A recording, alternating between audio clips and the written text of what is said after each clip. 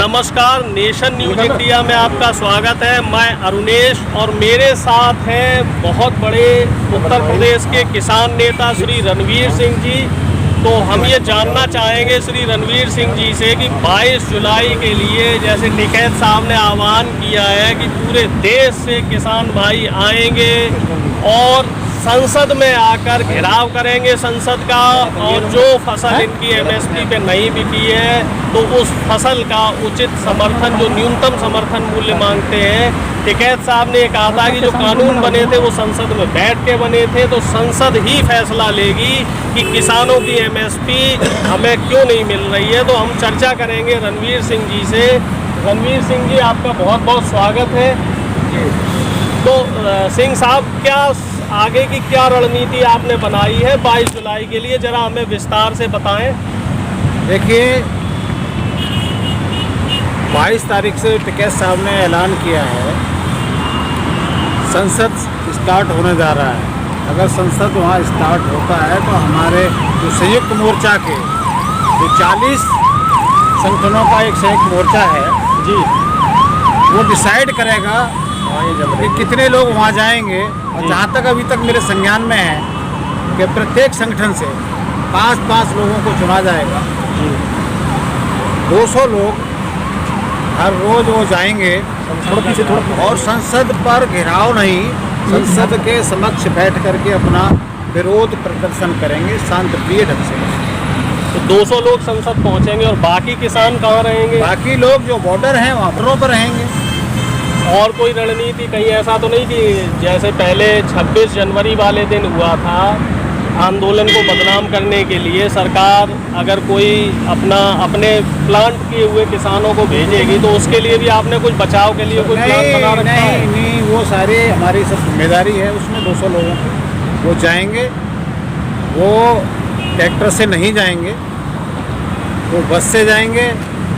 ऐसा भी हो सकता है कि संसद में पहले से ही 200 लोग सरकार बैठा ले, क्योंकि सरकार कुछ भी कर सकती है। ये चीज़ आप लोग भी समझ गए होंगे, तो उसके लिए भी कोई प्लान बनाया है आप लोगों ने? नहीं, देखिए, सरकार पहले से 200 क्या है, वो तो उनके ज़्यादा होंगे ना वहाँ तो सांसद। रणवीर सिंह जी अभी टिकैत जी ने इसी मन से बोला था किसान अपने ट्रैक्टरों के बम्परों को मजबूत कर लें, और इतने मजबूत कर लें कि जो सामने जो दिखाई दे रहा है बॉर्डर, ये वही ट्रैक्टर ही उखाड़ पाएंगे। बिल्कुल, वो हमारा टैंक है, किसान का टैंक है ट्रैक्टर। और टैंक जैसे फौज की लड़ाई में जो टैंक इस्तेमाल करती है सेना, ये किसानों की सेना का जो हमारा जो वो है, एक ट्रैक्टर ही हमारा टैंक का काम करेगा। जो भी हमारे सामने बैरिकेटेड आएंगे और तो उनको हटाएंगे। रणवीर सिंह जी, अभी आप कह रहे थे हम बस से जाएंगे, मुझे लगता है कि किसानों में भी थोड़ी सी फूट पड़ गई। जैसे आपने जो बोला है कि हम बस से जाएंगे। आपने सुना नहीं पत्रकार महोदय जी, मैंने ट्रैक्टर की बात नहीं की है।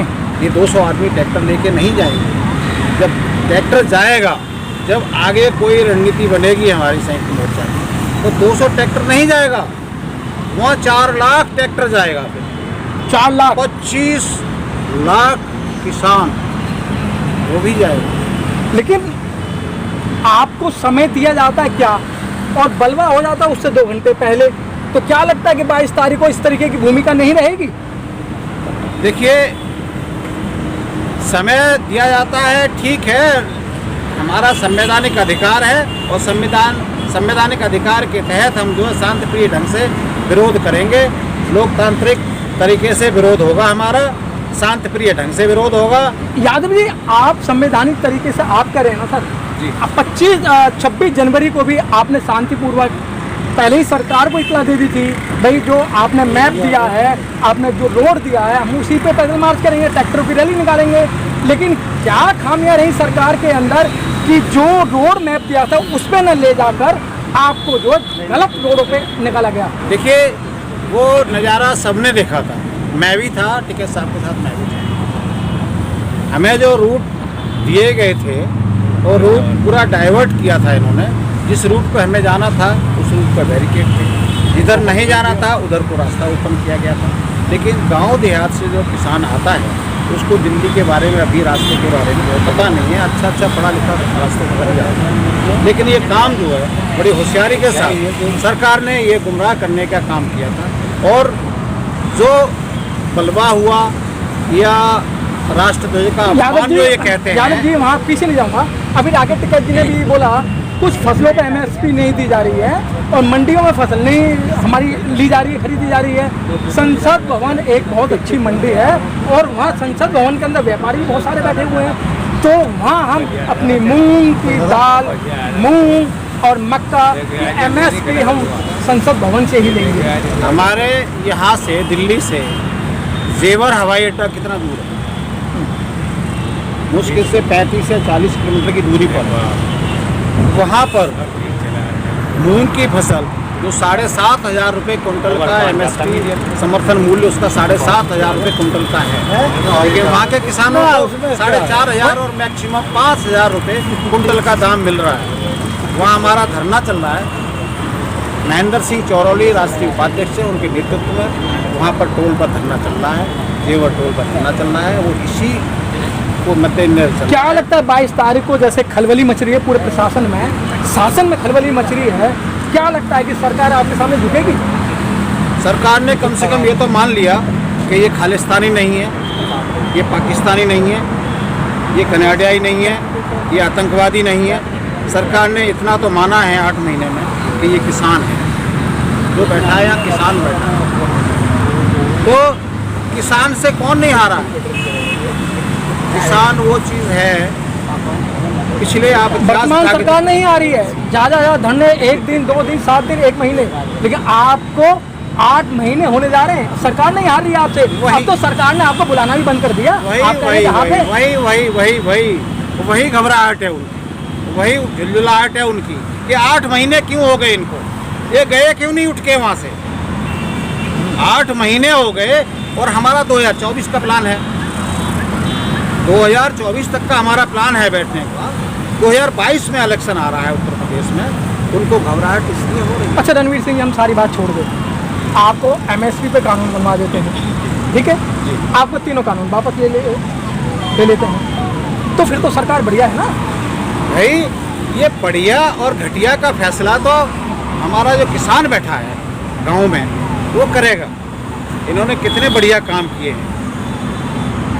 कानून वापस ले, तीनों काले कानून वापस ले, MSP पर कानून बना के दे। वही तो बात मैं कह रहा हूँ। हाँ, आपके MSP पे कानून बना दिया जाए और तीनों जो काले जिन्हें कानून का वो वापस ले लें, फिर तो सरकार बढ़िया है ना। समझदार सरकार बढ़िया और घटिया का फैसला मैं नहीं कर सकता, ये किसान करेगा।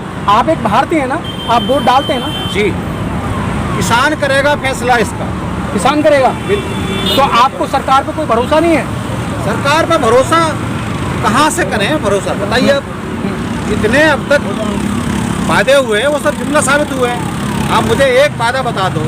ठीक है, रणवीर सिंह जा रहा हूँ, रणवीर सिंह जा रहा हूँ आपके पास में। सर, आपके MSP पे कानून बनाने की मांग है, तीनों कानून वापस की बात है। अगर ये सारी चीज़ें सरकार वापस ले लेती है, फिर तो सरकार बढ़िया है। बढ़िया होती तो 8 महीने यहाँ पड़े रहते। बढ़िया होती तो 8 महीने यहाँ पड़े रहते। क्या बढ़िया नहीं है? नहीं है। नहीं, अगर आप वापस ले लेती है, वापस तो लेंगे, नहीं पता हंगामारी लेंगे हम, जबरदस्ती लेंगे। आप चुनौती दे रहे हैं सरकार बिल्कुल को? चुनौती देंगे, जबरदस्ती लेंगे। भारत सरकार ही उल्टी करेगी इसे, हमने नहीं बनवाया कानून।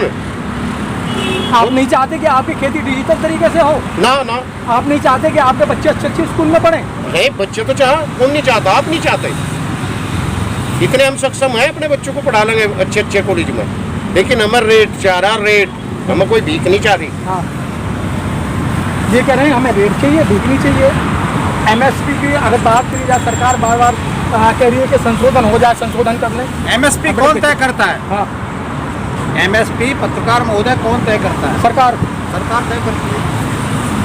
किसान मांग क्या रहा है? सरकार का किया हुआ दाम, तो सरकार की नज़र में ये पता है कि इसकी कीमत लागत लगा करके कम से कम किसान को ये रेट मिलना चाहिए। किसान यही तो मांग रहा है, और क्या मांग रहा है? स्वामीनाथन आयोग की रिपोर्ट लगाएंगे, लागू होगी तो MSP का 1.5 गुना, उसका 1.5 गुना रेट बनता है, जो आज 1975 का रेट है। अगर स्वामीनाथन आयोग का रिपोर्ट का अगर वैल्यू लगाई जाए तो ये 2800 3,000 करेगी। ठीक है, फिर वही बात आती है कि स्वामीनाथन रिपोर्ट की बहुत दिनों से चर्चा है। स्वामीनाथन रिपोर्ट में ऐसा क्या है, और जो नई जो रिपोर्ट आई है, जो नया जो संशोधन होकर आया, इसमें और इसमें क्या फर्क नजर आ रहा है?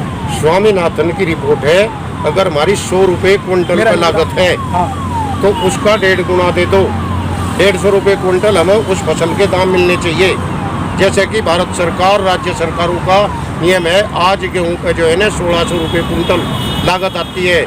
16 प्लस 800, 2400 रुपये क्विंटल गेहूं का MSP होनी चाहिए, होनी चाहिए। होनी चाहिए।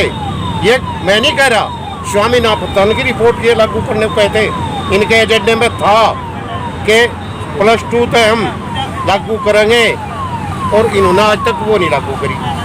इसी झांसे में तो दिया हिंदुस्तान का किसान कि हम स्वामीनाथन की रिपोर्ट लागू करेंगे, किसान के कर्जे माफ कर देंगे। हिंदुस्तान में जो है ना वो स्वास्थ्य विभाग की पूरी तैयारी रही। आप स्वास्थ्य का देखा क्या? ऑक्सीजन नहीं मिली, ऑक्सीजन जो फ्री का सौदा वो नहीं दिया गया। अच्छा ये बताइएगा, बहुत चर्चाएं हो रही हैं कि मतलब ये सरकार बुरी है, ये कानून नहीं है, तो इसके बाद मैं आपको विकल्प क्या है? विकल्प है हमारे दो। इससे जितनी भी पहली सरकार आई उन्होंने अच्छा कार्य करा, जिसे इन्होंने पप्पू राहुल गांधी को पप्पू कह के और इतना दिमाग में बैठा दिया जनता के, उसे पप्पू समझ लिया।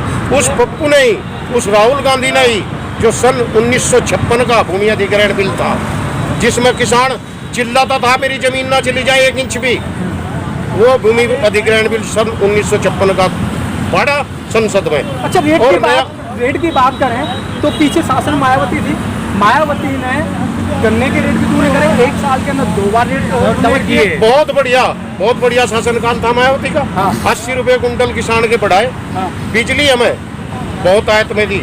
उस टाइम बिजली बहुत कम बनती थी, लेकिन उसने 8-8, 10-10 घंटे बिजली दी। फिर आपने दोबारा क्यों नहीं चुना मायावती जी को? इनके जुमलों ने नहीं चुन दिया। जुमले में जुमले थे मोदी के। अब क्या गारंटी आप जुमलों में नहीं आओगे? 20 लाख रुपए देंगे नहीं, और फिर आपको पूरा ऋण माफ कर देंगे। एक बार आ लिए, काट के अंडी एक बार चढ़क रहे, दोबारा नहीं चढ़ती। अब नहीं चढ़ेगी? नहीं चढ़ेगी। बहुत बहुत धन्यवाद जाएगी। Press the bell icon on the YouTube app and never miss another update.